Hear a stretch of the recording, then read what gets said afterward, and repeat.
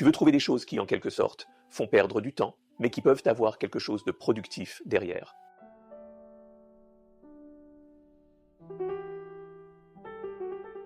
Alors quelqu'un a demandé, comment peux-tu arrêter de perdre du temps si tu ne vis pas la vie que tu veux? Eh bien, je retournerai un peu cette question et dirai que la réponse est de vivre la vie que tu veux. Et alors, tu ne perdras pas de temps. Donc, perdre du temps, il y a un peu de préjugés contre ça. Perdre du temps peut parfois avoir un but derrière cela. Je perds fréquemment du temps dans le sens où je laisse mon esprit vagabonder. Je lis des choses qui n'ont vraiment rien à voir avec mon travail pour ce jour-là.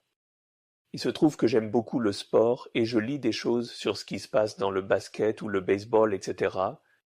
Des choses qui en gros font perdre du temps, tu sais. Mais ça va.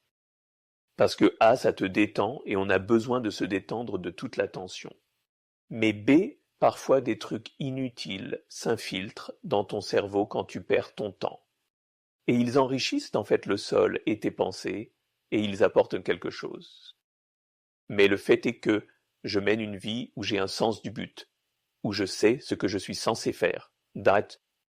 C'est ok de perdre du temps. Le problème, c'est que lorsque tu perds du temps, ne sais pas de quoi ta vie est faite, et les choses que tu fais pour perdre du temps ne peuvent pas enrichir ton cerveau. Donc ce que j'aimerais que tu réfléchisses, c'est que tu ne peux pas être tendu à chaque instant. Tu dois laisser ton esprit vagabonder. Mais si tu le fais avec certaines choses, elles peuvent en fait t'apporter un certain bénéfice. Alors, au lieu de perdre du temps avec du porno en ligne, ou des jeux vidéo, ou des choses comme ça, bien que parfois les jeux vidéo puissent avoir un impact positif, je ne sais pas. Je n'y joue pas beaucoup, donc je ne sais pas.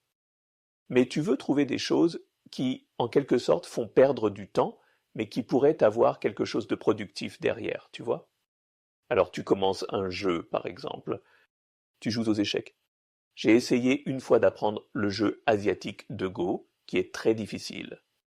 C'est un véritable casse-tête pour moi parce que j'écrivais le livre de guerre. J'ai acheté un billard.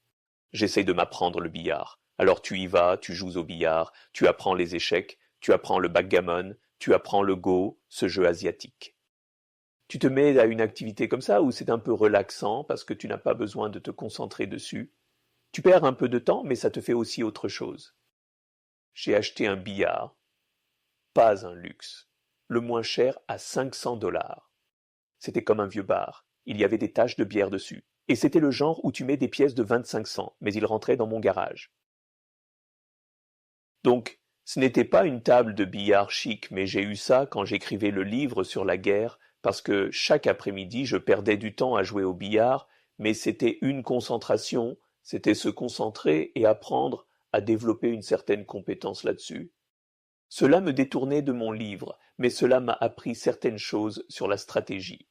L'autre chose que j'ai apprise sur moi-même en perdant du temps, c'est que j'étais toujours brillant au billard quand j'étais seul.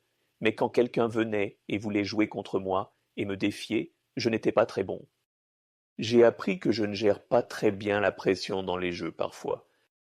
Quoi qu'il en soit, il peut y avoir des passe-temps productifs, des choses où tu développes une sorte de compétence, et ce n'est pas si intense que tu n'as pas l'impression de toujours te concentrer autant. Mais ça enrichit ton cerveau. Je te conseille vraiment d'explorer ça. Aussi, trouve le but de ta vie, ta voie professionnelle, puis tu pourras flâner à loisir. Jouer aux jeux vidéo sans limite, c'est ok. C'est normal de faire ça des heures par jour. Tu n'as pas l'impression de perdre ton temps. Ce que tu ressens, c'est que tu détends ton cerveau.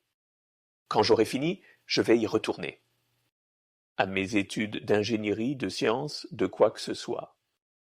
Parce que ce qui se passe, la chose déprimante de perdre ton temps, c'est que tu perds ton temps et tu te dis « Oh, maintenant, qu'est-ce que je vais faire ?»« Oh, je suppose que je vais regarder ce truc à la télévision maintenant. » Cela commence à devenir une habitude où tu perds de plus en plus de temps. Mais si tu gages du temps en te disant « J'ai 1 heure à perdre, je reviens à quand je maîtrise ce que j'apprends. » Ça va en fait. Voici mon conseil.